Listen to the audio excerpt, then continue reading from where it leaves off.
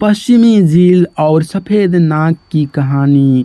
पूर्वी चीन के हानचाओ शहर में स्थित पश्चिमी झील अपने असाधारण प्राकृतिक सौंदर्य के कारण विश्वव्याप्त है। 14वीं शताब्दी में इटली के मशहूर यात्री मार्को पोलो जब हानचाओ आया, उसने पश्चिमी झील की खूबसूरती देखकर उसकी इन शब्दों में सराहना की कि जब मैं यहाँ पहुँचा तो लगा जैसे मैं स्वर्ग में आ गया हूँ। पश्चिमी झील पूर्वी चीन के चेचियांग प्रांत की राजधानी हानचाओ शहर का एक मोती मानी जाती है। वह तीनों तरफ पहाड़ों से घिरी है। झील के पानी स्वच्छ और दृश्य मनमोहक है। चीन के प्राचीन महाकवि पाई चुई और सु तुंगपो के नाम से नामांकित दो तटबंध पाई बांध और सु बांध झील के स्वच्छ जल राशि के भीतर दो हरित फीतों की तरह लेटे मालूम पड़ते हैं। तटबंधों पर कतारों में हरे भरे पेड़ खड़े झील के सौंदर्य में चार चांद लगा देते हैं। सदियों से बड़ी संख्या में कवियों और चित्रकारों ने पश्चिमी झील के सुंदर दृश्यों का कविता और चित्रों में वर्णन किया है।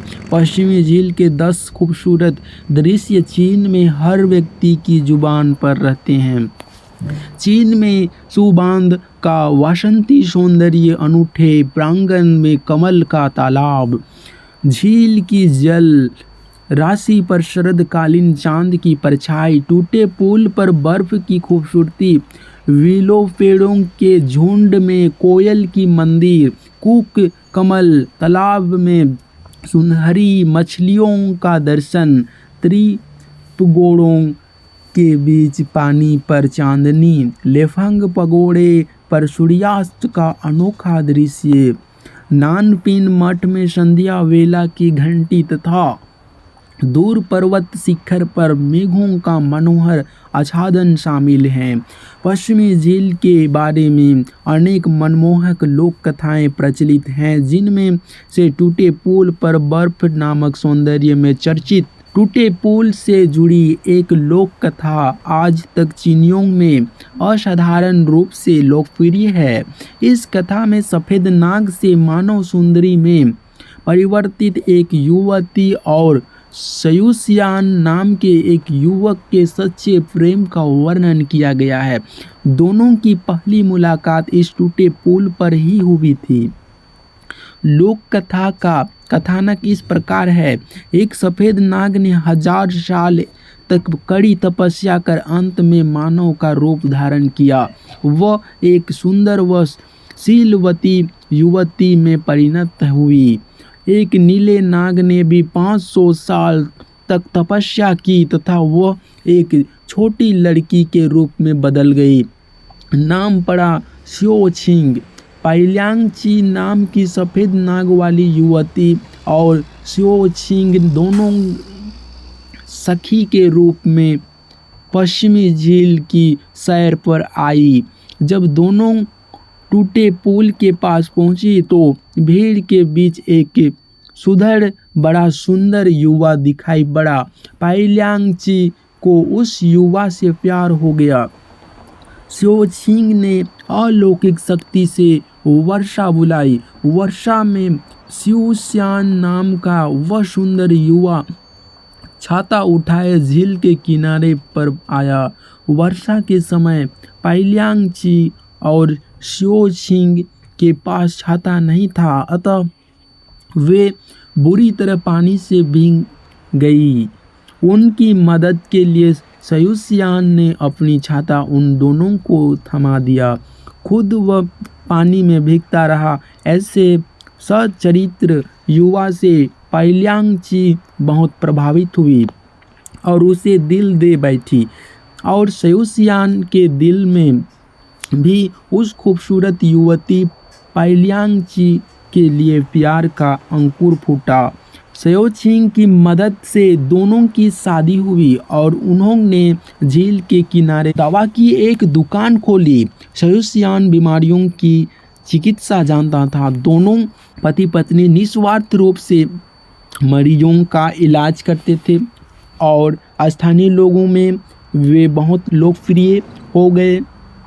लेकिन शहर के पास स्थित चिनसान मठ के धर्माचार्य फाहाई पाई ल्यांगची को निशिचर समझता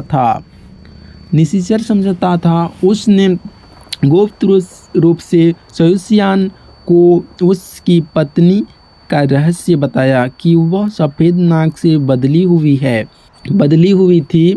उसने शयूसियान को पाइलियांगची का असली रूप देखने की एक तरकीब भी बताई। शयूसियान को फाहाई की बातों से आशंका हुई। चीन का तुआनवू पर्व प्राचीन काल से ही खूब हर्षोल्लास के साथ मनाया जाता रहा है। इस उत्सव पर लोग चावल से बनाई मदिरा पीते थे। वे मानते थे कि इससे किसी भी प्रकार के अमंगल से बचा जा सकता है।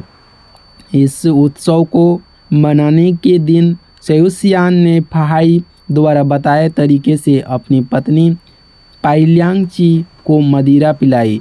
इन दोनों पाइलियांगची गर्भवती थी। मदिरा उसके लिए हानिकारक थी, लेकिन पति के बारंबार कहने पर उसे मदिरा का सेवन करना पड़ा। मदिरा पीने के बाद वह सफ़ेद नाग के रूप में बदल गई, जिससे भय खाकर शयूसियान की मौत हो गई। अपने पति की जान बचाने के लिए गर्भवती पाइलियांगची हजारों मील दूर तीर्थ खुनलुन पर्वत में रामबाण औषधि गलोदर्म की चोरी करने गई। गलोदर्म की चोरी के समय उसने जान हथेली पर रखकर वहां के रक्षकों से घमासान युद्ध लड़ा। पाइलियांगची के सच्चे प्रेम भाव से प्रभावित होकर रक्षकों ने उसे रामबाण औषधि भेंट की। पाइलियांगची ने अपने पति की जान बचाई। शयूसियान भी अपनी पत्नी के सच्चे प्यार के वशीभूत हो गया। दोनों के बीच का प्रेम पहले से भी अधिक प्रगाढ़ हो गया, किंतु धर्माचार्य फाहाई को यह सहन न हुआ कि पाइलियांगची अभी तक जीवित है। उसने शयूसियान को धोखा देकर चिनसान मठ में बंद कर दिया और उसे भिक्षु बनने पर मजबूर किया।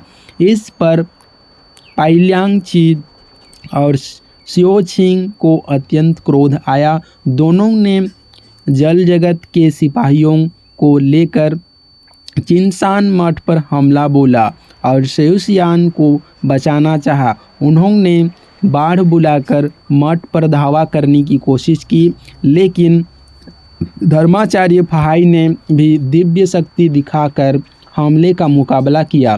क्योंकि पाइलियांगची गर्भवती हुई थी और बच्चे का जन्म देने वाली थी, इसलिए वह फाहाई से हार गई और शिओछिंग की सहायता से पीछे हट कर चली गई। वो दोनों फिर पश्चिमी झील के टूटे पुल के पास आई। इसी वक्त मठ में नज़रबंद हुए। शयूसियान मठ के बाहर चली। युद्ध की गड़बड़ी से मौका पाकर भाग निकला। वह भी टूटे पुल के पास आ पहुंचा। संकट से बचकर पति पत्नी दोनों को बड़ी खुशी हुई। इसी बीच पाइलियांगची ने अपने पुत्र का जन्म दिया, लेकिन बेरहम फाहाई ने पीछा करके पाइलियांगची को पकड़ा और उसे पश्चिमी झील के किनारे पर खड़े लेफंग पगोड़े के तले दबा दिया और यह साफ दिया कि जब तक पश्चिमी झील का पानी नहीं सूख जाता और लेफंग पगोड़ा नहीं गिरता, तब तक पाइलियांगची बाहर निकलकर जग में नहीं लौट सकती। वर्षों की कड़ी तपस्या के बाद शिओछिंग को भी सिद्धि प्राप्त हुई। उसकी शक्ति असाधारण बढ़ी। उसने पश्चिमी झील लौटकर धर्माचार्य फाहाई को परास्त कर दिया। पश्चिमी झील का पानी सोख लिया और लेफंग पगोड़ा गिरा दिया। एवं सफ़ेद नाग वाली पाई ल्यांगची को बचाया। यह लोक कथा पश्चिमी झील के कारण सदियों से चीनियों में अमर रही और पश्चिमी झील का सौंदर्य इस सुंदर कहानी के कारण और प्रसिद्ध हो गया।